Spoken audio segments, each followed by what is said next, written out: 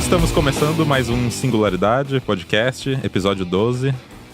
Hoje nós vamos falar um pouco de ética e do sistema de justiça. Estou aqui com o Thiago Rafael. Olá, e aí galera, beleza? Nosso convidado, o Antônio Ferreira da Silva Neto. Boa noite, galera, tudo bom? Vulgo Tony.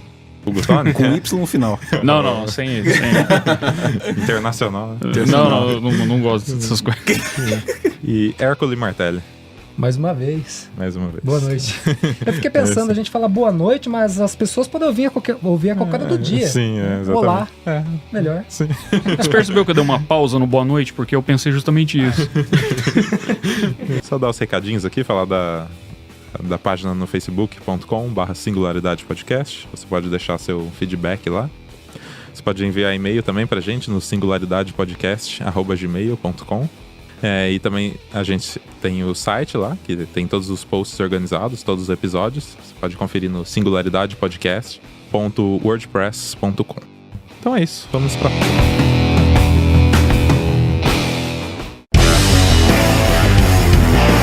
Acho legal a gente começar falando de ética. Tiagão, a filosofia, o que ela diz sobre isso? Vai depender do filósofo, né? Tem umas variações aí, mas vou falar do Kant. Acho que o Tony conhece bastante também o Kant, falando de ética. Cara, quando eu estava estudando filosofia mais a fundo, eu parei no Kant. A hora que cheguei na vez do Kant, entrou o segundo ano de faculdade, e aí eu tive que começar a estudar sério, aí eu deixei ele lá. Mas eu parei nele. Mas é mais ou menos isso mesmo. Para Kant, a ética parte de um impulso racional, né? Ele tem essa linha de pensamento, não a mesma coisa, só um exemplo que eu vou dar, parecido com o que Aristóteles falava sobre da bondade e conhecimento. Do mesmo jeito, quando Kant fala da imperativo categórico, que o fazer o bem agir, tipo, racionalmente é uma lei universal, assim. Então, independe de cultura, depende de tudo. Ele acredita que o imperativo categórico enquadra nisso. Que ele é evidente por si só pela força do próprio conceito, né? Daí ele faz até certas diferenças, assim, disso. Eu vou dar um exemplo aqui, bem fácil, assim, pra galera entender. Tipo, se eu tô vendendo o meu carro, por exemplo. Não, melhor. Eu tenho uma loja que vende carro. Daí, uma pessoa de outro país vem comprar um carro meu, e o meu carro custa 10 mil, mas eu entendo que aquele estrangeiro não tem conhecimento para saber quando vale um carro e tal, e eu decido vender o meu carro por 15 mil. Mas eu penso, eu devo fazer isso? Não, se eu vender esse carro por 15 mil, ele vai falar para o outro, vão ver que eu estou vendendo mais e eu estou ferrado e não vendo. Segundo Kant, eticamente esse cara agiu errado do mesmo jeito, porque ele não agiu porque é o certo, ele agiu por medo de ser ferido por esse pensamento. Por medo entendeu? Da consequência. Então, basicamente, assim mesmo, a ética é de caráter racional e universal. E fazendo um paralelo com o que a gente estava conversando, Antônio, você citou na conversa que depois do impeachment criou-se um vácuo no poder, né? E que isso virou uma briga entre os poderes, né? O que aconteceu depois disso?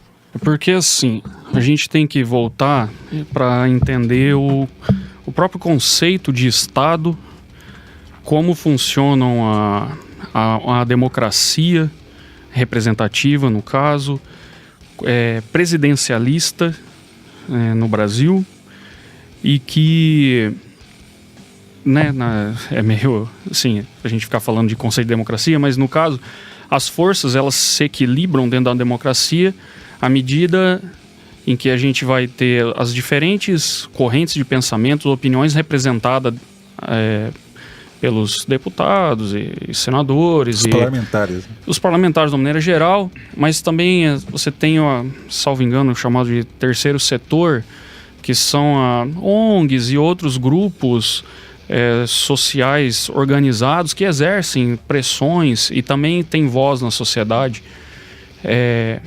E aí já chegando mais para falar assim, de ideologia, né? Como, por exemplo, as igrejas, hoje em dia, antigamente mais a Igreja Católica, hoje também a gente não pode passar nunca despercebido o movimento neopentecostal. E, enfim, todas essas, dentro do processo democrático, através do sufrágio universal, todos esses atores políticos antagonistas encontram uma certa harmonia dentro de um sistema. E a intenção do sistema é que nenhum anule o outro, nenhuma opinião anule a outra. Não é para ser a ditadura da maioria. Até por isso estão querendo acabar, por exemplo, com o voto proporcional, né? O voto, com essa história do voto distrital que estão propondo agora.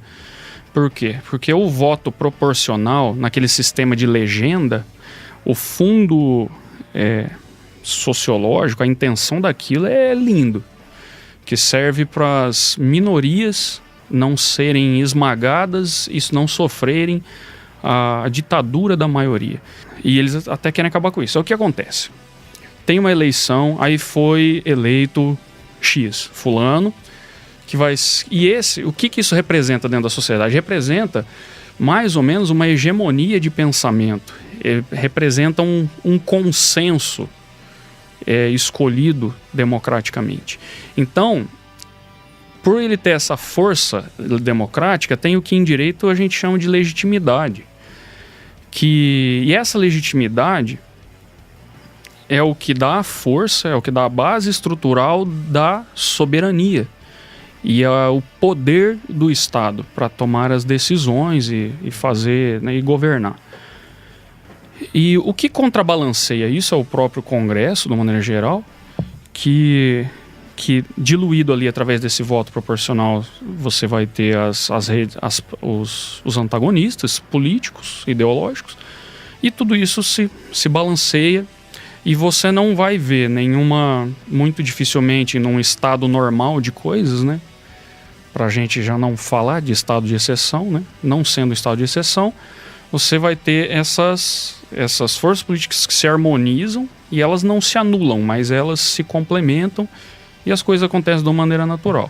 Nas democracias maduras, né, daí tô falando de basicamente democracias europeias, né, porque no resto do mundo, inclusive no Brasil, na América Latina, a nossa democracia, se você juntar todos os períodos desde de 89, da proclamação da República, que foi um golpe, inclusive,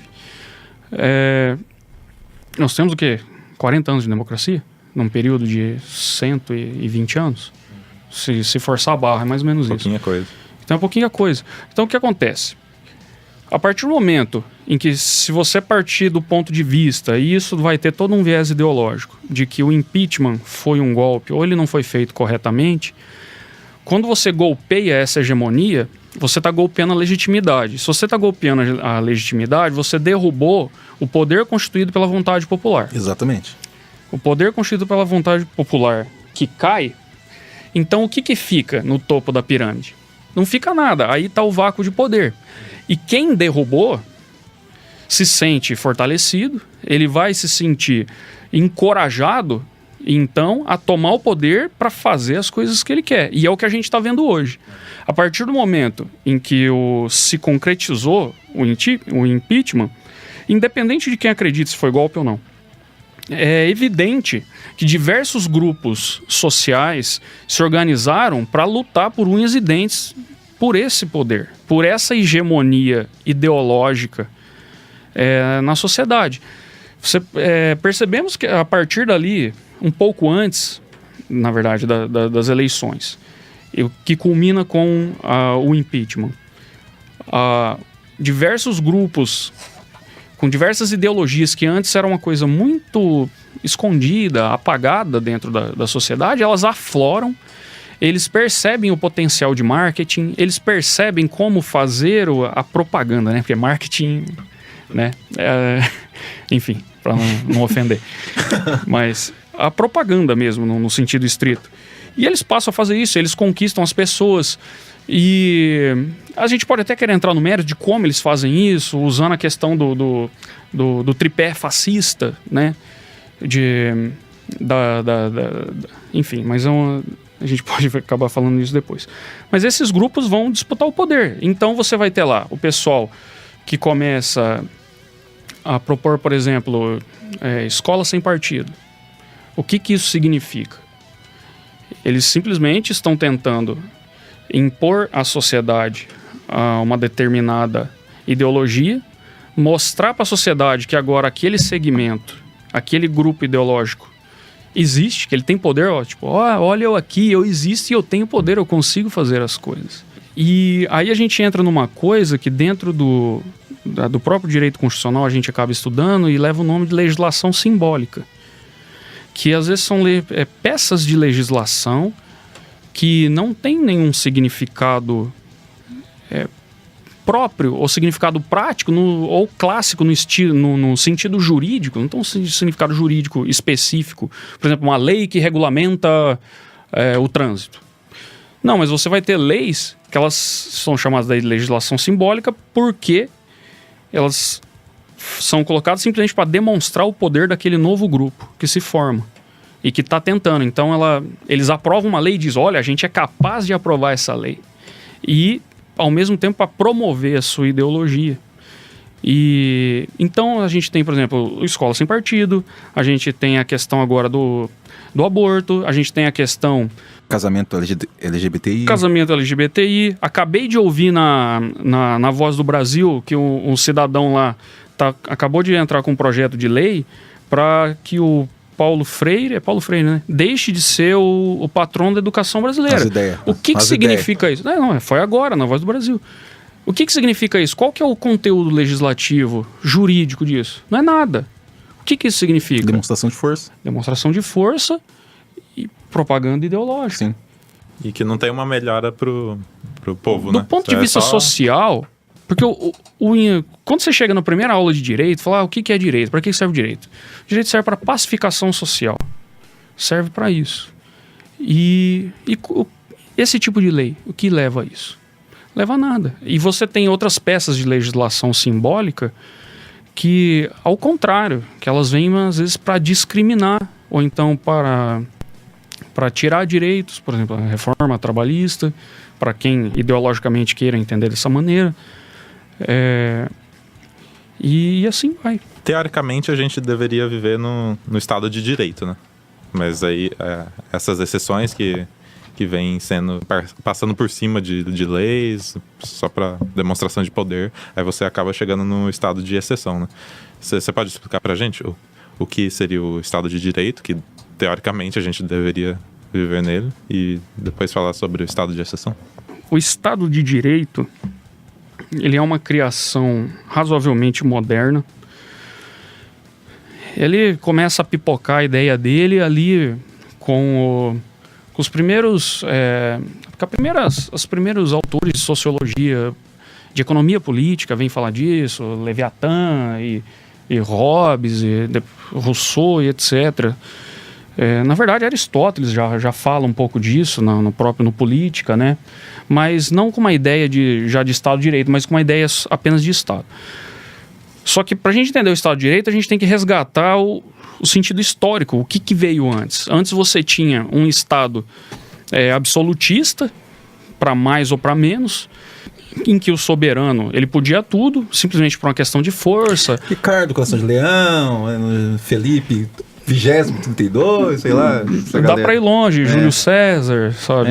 Qualquer monarca, qualquer assembleia, né? Ramsés, dá para ir até onde a gente enxergar a história. Antes ali do final do século... Pilatos, isso aí é bem antigo. Pilatos é um cara, puta aí. Você vai ter isso. Aí o que acontece? Depois esse poder hegemônico, ele dá uma fragmentada. Depois da queda do Império Romano, com a criação do feudalismo, daí o poder ainda é absoluto, mas ele se fragmenta um pouco na mão de vários senhores que atuam como pequenos reis, né, em cada feudo, condado, etc. Hobbes vai chamar isso de honrarias ou dignidade, né, que ele dá esse poder, essa parcela de poder para outras pessoas, mas o poder ainda é absoluto e é uma coisa ilusória, assim. Tem autoridade, sabe, mas nunca vai ser contundente contra o primeiro motor do poder ali. Porque tudo isso vem da força, né? Esse poder ele é na espada, né? Ele não é numa hegemonia, num consenso, que não, vamos fazer assim e tal. Porque isso tinha acabado lá mais ou menos ainda com os gregos, ou então a antiga República Romana, que mesmo assim ainda eram oligarquias, né, na verdade, aristocracias, né? Então é muito difícil até a gente falar disso, mas enfim. Aí pra gente usar um pouco de marxismo, conforme a riqueza, o modo de produção de riqueza troca de figura, a partir ali da Revolução Industrial e tal, como sempre riqueza foi poder, aí tinha uma galera que não era mais nobre, mas que tinha o dinheiro, então eles podiam contratar exército, eles podiam comprar pessoas, influenciar, eles poderiam fazer propaganda, imprimir as coisas, distribuir e tal. Aí o que eles resolveram fazer? Não, a gente cansou de absolutismo, a gente cansou de ficar sujeito ao arbítrio insano de reis, né, que faz o que bem entender, que o rei é infalível, aquela história toda. Então faz-se a Revolução Francesa. Aí eles se utilizam de todo um arcabouço sociológico e novamente daí de economia política, baseado no liberalismo clássico, com liberdades e tal. Para quê? Para que as pessoas pudessem ter igualdade e que o governo fosse voltado das pessoas para as pessoas. Isso era a teoria. Na prática, a Revolução Francesa, no fim, não sei se vocês vão concordar comigo, mas ela é um grande fracasso, sob esse ponto de vista, porque se a gente pegar em 1830 ou 1840, quantas democracias que tinha na Europa, depois da Revolução Francesa? Zero. Então não mudou nada, a gente só teve trocaram reis, trocaram tiranos de um por outro, não virou muita coisa, mas a ideia vem dali, para que o poder fosse exercido para o povo e não para oprimir o povo e simplesmente obrigar o povo a trabalhar ou na escravidão ou num sistema de servidão feudal para que entregasse a riqueza. Ali o sistema foi outro. E o Estado de Direito vem para isso, para proteger o cidadão do Estado. E aí que nasce primeiro o embrião de ideia de direitos humanos, né? Aí você tem os direitos de primeira geração, direitos de segunda e terceira, que começam com direito de propriedade, direito à vida, direito de ir e vir, e essas coisas, né? Que aí conforme vão passando, o século foi passando, foram agregados outros direitos, né? E esses direitos, a gente tem que entender ele do avesso. Eles não são exatamente direitos da pessoa. Mas qual que é a consequência dele? É uma limitação do poder do Estado. Então, para a gente resumir, grosso modo, porque eu falo muito, o Estado de Direito é um Estado com poder limitado, mas no sentido de que ele só pode fazer aquilo que a lei diz que ele pode fazer. E a legitimidade do que ele faz está em que essas leis que diz o que ele pode fazer, foi o povo que diz que fez. Por exemplo, lá o João Sem Terra, quando ele é acuado na Inglaterra, pelos seus súditos, se vê obrigado a abrir mão de uma série de privilégios com a Carta Magna e dizer, não, a gente só vai subir tributos se vocês quiserem, entendeu? Ele não fez isso porque ele era bonzinho, ele fez isso porque senão ele ia entrar na guilhotina, sabe? Robespierre, né? Tipo, assina aí que você continua no poder. Assina aí que a gente deixa você aí, sabe? Rei decorativo. O que ele fez? Ele assinou e passou rastreio todo mundo. Ei, João. Não, mas a história é só isso, né? Então, o Estado de Direito é isso. Ele nasceu para isso, para proteger, num primeiro momento, a sociedade do Estado, de um poder, do arbítrio, do soberano, e estabelecer regras. Tanto que a gente fala assim, uma das primeiras lições também que a gente tem de direito, né? Quando você vai entender o que é direito privado e direito público, você tem duas regrinhas básicas, assim. O Estado, a administração pública, só pode fazer aquilo que a lei manda ele fazer ou permite ele fazer. E o particular, dentro da sua liberdade, pode fazer tudo que a lei não proíbe. Enfim, aí o Estado de Direito nasce assim.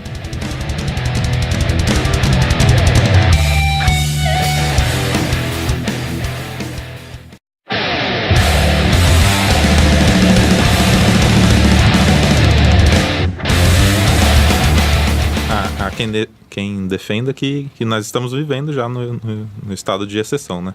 Que geralmente ele é adotado em casos de guerra, né? E é onde o pessoal dá aquele jeitinho para Pra fugir das regras, né? Fugir das regras que foram determinadas, como você citou, no Estado de Direito, né? Você acha que nós estamos vivendo nesse momento no Brasil? É que assim, existe... Primeiro nós vamos ter que fazer desfazer uma confusão entre estado de exceção e estado de exceção. A gente tem, vamos dizer, 2 estados de exceção. Que é, na nossa Constituição de 88, ele diz assim, que em caso de grave calamidade pública ou iminência de guerra externa, etc., a gente pode ser decretado o estado de defesa. E esse estado de defesa diz assim, que são suspensas determinados direitos dos cidadãos com prazo determinado até que se enfrente aquele problema. Então, por exemplo, você pode limitar direito de reunião, você pode limitar locais que as pessoas vão circular, você pode fazer prisões de uma maneira meio esquisita. Não tô lembrando de nada, não. Não tô lembrando de nada que aconteceu desse tipo. Nada. Não lembrei de nada. Aí, se não der certo o estado de defesa, depois de 30 dias, você pode decretar o chamado estado de sítio. Que daí seria em caso de declaração de guerra externa, enfim, tem um monte de coisinha lá. E o primeiro inciso, que é o mais doído, ele diz assim: delimitar que as pessoas permaneçam numa determinada localidade. Ponto e vírgula, inciso 2º. Realizar prisões em estabelecimentos que não sejam determinados aos apenados, né? Ou seja, quem cometeu o crime. O que é isso? Isso é campo de concentração. Isso tem na nossa Constituição. Se você traduzir que isso é um campo de concentração, entendeu? Mas enfim, aí tem o estado de sítio. E qual é a característica então desse estado de exceção? Você tem um momento de exceção, um momento excepcional, que diante daquela grave ameaça à sociedade, ordem pública, etc., daí, né, tem lá os requisitos, você suspende temporariamente, excepciona determinados direitos, que inclusive são direitos fundamentais, cláusulas pétreas, na nossa Constituição, tá na Declaração dos Direitos Humanos, etc. Para enfrentar aquilo. Esse é o estado de exceção, assim, pelo playbook, sabe? De manual. Aí a gente tem o estado de exceção, que daí a gente entra no... Manual da política. Aí a gente entra na realidade, a gente entra no homem estado de natureza, como vocês estavam falando naquele podcast lá. O poder de direito vai pelo ralo e o poder natural sobe, assim. E aí é o poder, aí você vai perceber, aí você tem que pôr Foucault na história, ver a microfísica do poder. Exato. Você estava falando que vai de baixo para cima, né? Falando, tipo, do poder desse vácuo, né? Pro Foucault, ele já, para ele, existe uma bizarrice, né? O poder natural e o poder do direito fica assim, né? Na sociedade. E ele não é um objeto, não é de um indivíduo e não parte de um indivíduo. Então ele fica emanando, assim. Nesse ponto, ele discorda de Marx, por exemplo, né? Que Marx acredita em opressor e oprimido, né? Foucault não, Foucault é forças, acredita nisso. E daí, no metafísica do poder mesmo, aqui que ele levanta beleza, o Estado efetua o poder de direito, tipo, de prender um bandido, que ele transgrediu a lei, ele vai ser preso, tudo nos conformes. Mas ele vai para o manicômio, ele vai para uma prisão, que ele vai ser morto com parafuso, com uma coisa... Tipo, é o poder natural fluindo lá e o Estado tá por aí, tipo, não se importa. É a parte da faceta, né? A faceta do Estado bonita, que ele falou no playbook. E depois... E tá tudo dentro das leis, né? Sim, teoricamente, né? Eles dão um jeito de legalizar essas bizarrices. Uma pergunta pra quem tá ouvindo. É certo, você bateu um martelo por uma decisão contra uma pessoa, essa pessoa tem que ser presa. Olha só que coisa polêmica. Então ela tem que ser presa. É que muita gente não entende que cadeia, ela existe pra reeducar o cidadão para ele poder votar na sociedade. Há controvérsia. Isso no papel, né? Não é. Quase nem no papel. Tipo, o indivíduo não está impossibilitado de ficar na sociedade. Ele vai ficar, então, recuado, não, qual é a palavra melhor? Preso. Olha que ótima palavra. A cadeia no Brasil ela é vista como uma pena, não como um castigo. Exato. Né? O cara tem que Definiu. penar no sentido estrito, né? Então. Porque a pena tem esse caráter de purificação, né, Sim. do indivíduo. Perante os erros, ele aprender Sim. para poder voltar e restabelecer o seu convívio com a Sim. sociedade. E é dever do Estado, né? Dar pelo menos um respaldo digno humano para ele. Coisa que não tem. Sim, porque dentro do Estado de Direito, o que você falou é muito importante e a gente vai ser muito xingado por falar isso.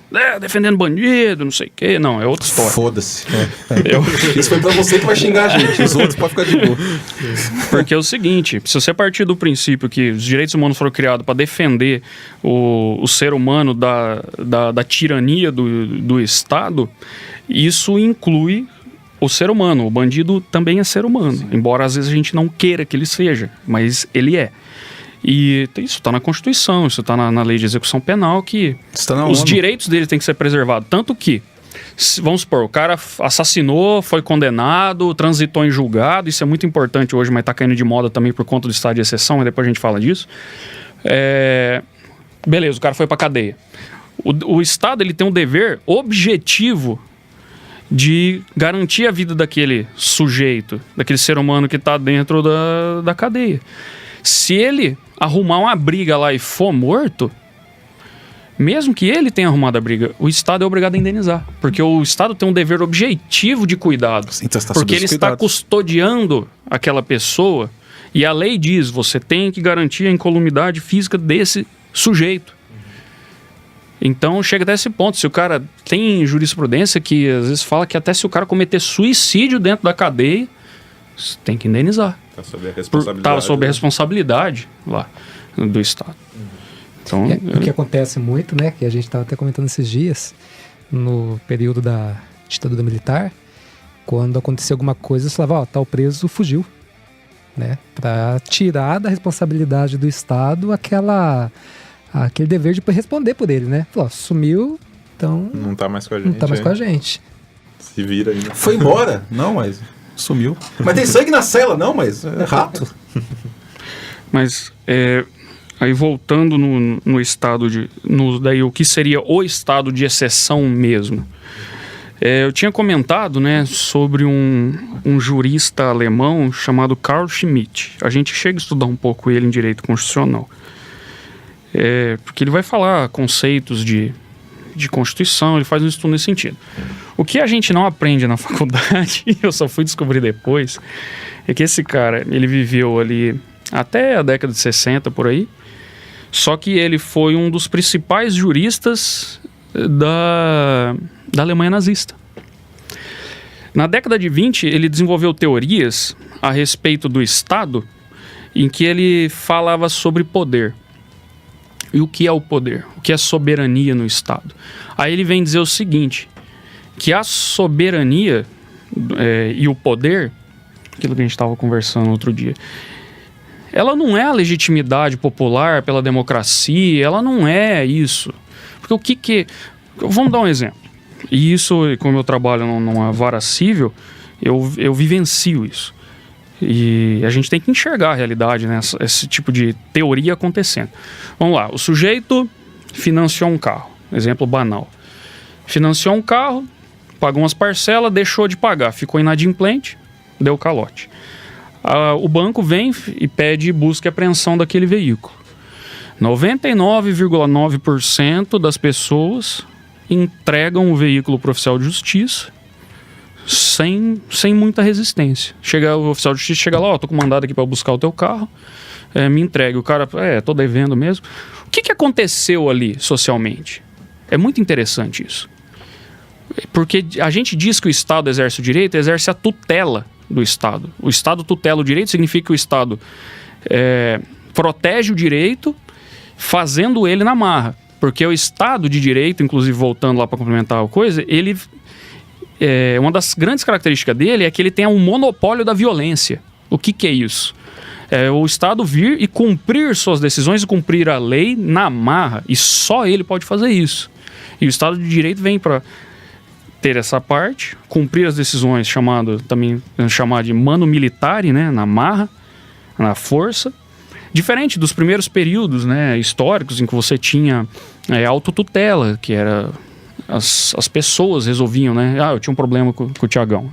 Eu ia lá, você me chamou de careca aí, rapaz, que é isso?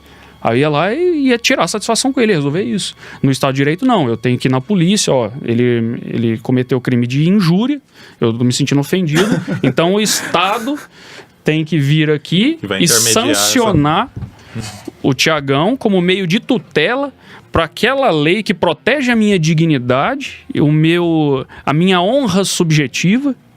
Olha que bonito. É bonito, né? É legal, é engraçado. É engraçado. O negócio funcionasse. Não, mas aí você já me chateia, né? Aí já ficou feio, já ficou chato. Enfim, aí é isso. Aí o que acontece? E vocês estão pegando com o ponto que eu tô querendo dizer? A hora que o cara entrega o carro pro oficial de justiça, ele fez isso porque ele quis. Por quê? Porque existe um bom senso, vamos dizer assim, uma coesão social. Eu tô devendo mesmo, então eu tenho que entregar. Que força que foi exercida? Que poder que foi exercido nesse ato? Nenhum. A pessoa entregou, é consenso social. É contrato social. Nós combinamos isso. O cara sabe que ele tá errado. Então ele vai e entrega. Inclusive bandidos. Os oficiais de justiça contam lá pra gente que quando eles vão entram na favela pra intimar bandido ou pra buscar os caras, se o cara chega lá com o mandado, você tem que comparecer na audiência tal, que você está sendo acusado de qualquer coisa. Os caras, não, tudo bem. Não, realmente, estou sabendo. Então, diz que é o maior respeito, a maior coisa, sabe? Eles sabem, entendeu? Existe uma certa coesão social e uma consciência de que, embora ele transgrediu uma regra no momento que ele foi inadimplente ou no momento em que ele foi criminoso, cometeu o ilícito penal, ou um ilícito qualquer, que ele está sujeito àquilo, ele meio que sabia que ia acontecer aquilo, então ele entrega. Isso é poder? O que vocês acham? Eu acho que não, cara. É meio subjetivo, né? Sim. Não, é polêmico. É um certo polêmico. Mas essa é a teoria e eu sou simpático. No caso do... Só um asterisco.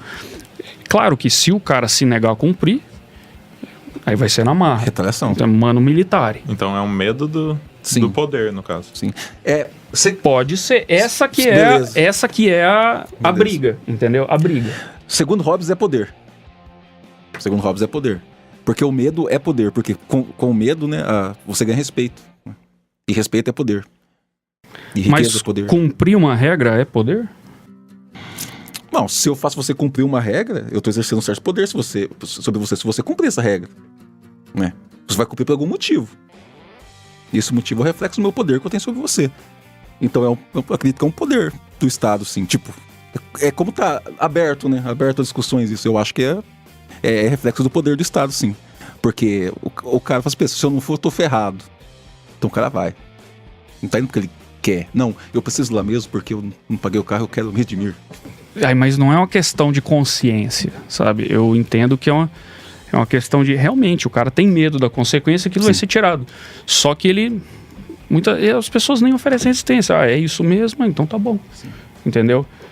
Então, e eu vendo isso no dia a dia, eu não sei se por eu estar por dentro da máquina, mas eu não enxergo, sabe? Exatamente, sabe? As pessoas vão lá, bloquearam dinheiro na minha conta. Mas você não estava devendo para fulano? Não, tava. Então é isso aqui, ó. Se você quiser contestar e tal. Não, mas é isso mesmo, então tá certo. Beleza. Entendeu? Então, a maioria desses casos, o Estado acaba não tendo que exercer o poder de fato. Aí onde que o Carl Schmitt vem falar onde que está o poder? O poder está na exceção. E ele, por ser um ideólogo também do fascismo, ele era fã do Mussolini, e ele, assim, o background dele, ele era católico roxo, sim, pensa o cara mais católico que você conhecer, Papa? Era esse cara. Ele era extremamente conservador. Um dos livros dele chama Teologia Política. Nossa. Sabe? Que daí ele vai dizer quem que é o... Ele faz uma alegoria com Deus pra dizer quem que tem o poder, não sei o que e tal. É toda uma viagem. Nossa, essa doeu forte, hein? Teologia política? Teologia política. Nossa senhora. E tá bem longe do que tá acontecendo hoje. Uma certa bancada que nosso Não, eles estão fazendo isso, porque eles estão exercendo esse poder assim, de cima pra baixo, na marra, mas daí eu tô pondo o boi na frente da... Aliás, a carroça na frente do boi. Mas então, aí... O Carl Schmitt, ele vem dizer que o poder o poder real, e concordando com Hobbes até, ele realmente se exibe, ele realmente é exercido quando o soberano, no caso o Estado, excepciona a regra. Só que não excepciona dentro do manual, dentro da Constituição. Porque isso é exceção, você está cumprindo a regra, está escrito lá que é assim. O estado de sítio, não sei o quê. Não. Aí, vamos para os exemplos. Esse exemplo chateia a gente, mas há pouco tempo o novo chefe da rota em São Paulo, sabe, a polícia de elite deles lá, não sei exatamente qual que é, enfim, ele deu uma entrevista, acho que para a Folha, em que ele diz com todas as letras o seguinte, que uma abordagem de um cidadão na favela, ela é diferente de uma abordagem do cidadão que mora nos Jardins, que é um bairro nobre de São Paulo. Porque se eles abordassem um cidadão que mora nos Jardins do mesmo jeito que eles abordam uma pessoa que mora na favela, essa abordagem seria considerada rude, grosseira, e ele fala isso com todas as palavras. Por que não? Porque é assim. Não, mas lá na favela, não, porque lá se a gente não fizer assim, a gente é desrespeitado. A gente não vai ter efetividade. Então, existe uma regra que o funcionário público, no caso o policial, ele tem que agir de determinada forma. Mas naquela situação, o cara vai em público e diz que ele excepciona a regra. Exceção. Em determinada situação, tem um critério até ali para a excepcionalidade da regra dele. Isso é antijurídico, isso é contra a lei, ele excepciona contra a lei. Quando você fala em estado de exceção, mas que a lei diz que era para você fazer diferente, isso não é estado de exceção. Agora, segundo, né, o Carl Schmitt, agora, aí, e muita gente pensa assim, o estado de exceção não, é quando você tem a lei, você tem o direito imposto, chamado direito positivo, que vem e te diz, faça assim. Aí o Estado, que é o detentor do poder, monopólio da violência, que detém o poder para cumprir decisões mano-militare, vem e excepciona a regra porque ele quis. Aí entra o Foucault, entra a microfísica do poder. O cara entra na favela, ele... Nossa, a gente vai ser muito xingado por causa desse tema, por falar disso, mas beleza. Porque quero que se lasque. Mas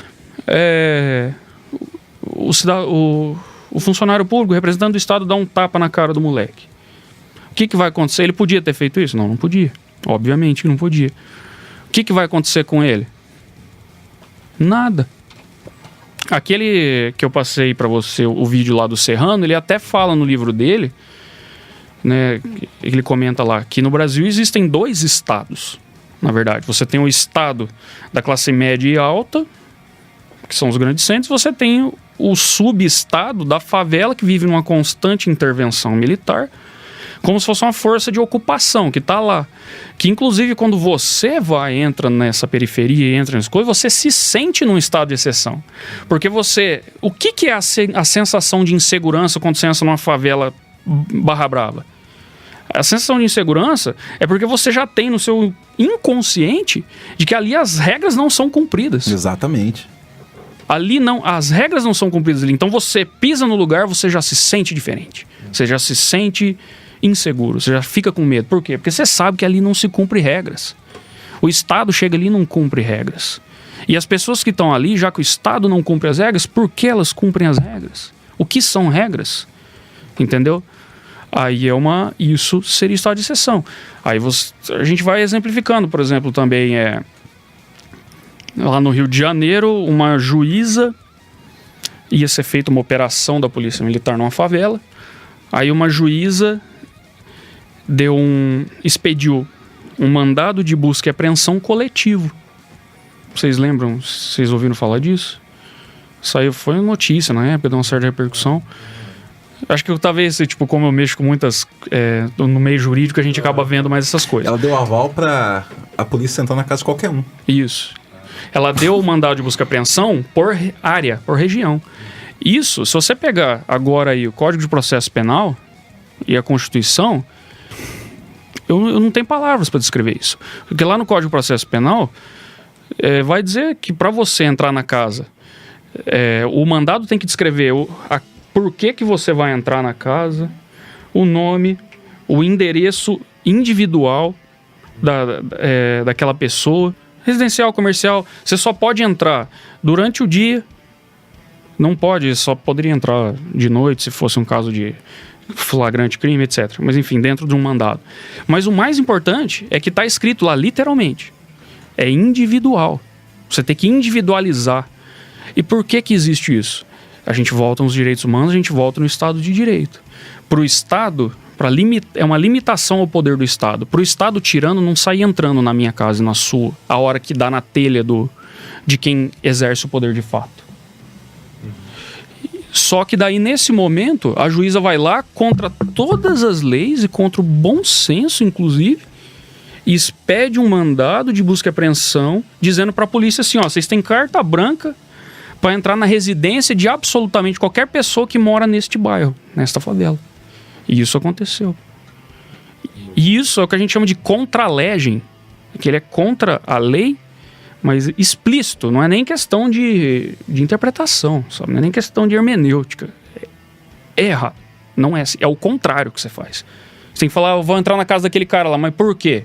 Não, porque eu tenho tal e tal indício, tal e tal prova. Ah, tá, essa prova é boa mesmo? Ah, deixa eu verificar isso aqui. Parece que sim. Então, mas e é o fulano? Quem que disse isso? Por que disseram isso? Onde estão as provas? Ah, não, tá muito ruim isso aqui. Não, você não vai entrar na casa do cara lá, não. Porque vigora, né, o princípio da presunção de inocência. Que quer dizer que eles têm o significado que todo mundo é inocente até que seja transitado em julgado uma sentença que correu dentro de um devido processo legal, que a gente até usa uma expressão americana para isso, que é o due process of law, que é justamente mais uma limitação ao poder do Estado, para que seja feito tudo dentro das regras, para que você tenha direito de defesa, contraditório, para que o Estado não abuse de você. E tudo isso se intensifica com tudo que aconteceu na Segunda Guerra Mundial e com todas as atrocidades que os estados totalitários cometeram na história toda. Então, é aí que entra o estado de exceção, segundo essa visão do Carl Schmitt. Só que na visão dele é muito engraçado, porque ele não é contra isso. Ele explica isso, só que ele é a favor disso. Só para responder aqui, então você pergunta, você acha que a gente está vivendo um estado de exceção? Acredito que sim, porque quando a gente pega exemplos e mais exemplos, dá pra gente ficar aqui horas falando de coisas desse tipo, em que a gente percebe que não, sim. E especialmente, daí a gente volta lá. Tem os grupos que brigam pelo poder, e agora, como a gente não tem mais essa hegemonia de pensamento e de legitimidade, então acaba o freio para esse tipo de coisa. E todo mundo vai disputar poder da maneira de Hobbes. Porrada. Essa é a palavra. Legal. Então, esse episódio continua semana que vem. Pode ser? Então, a galera que não gostou pode xingar a gente, daí a gente vai xingando aí. Próximo. Próximo a gente volta com as respostas aí. Valeu, galera. Até semana que vem. Falou.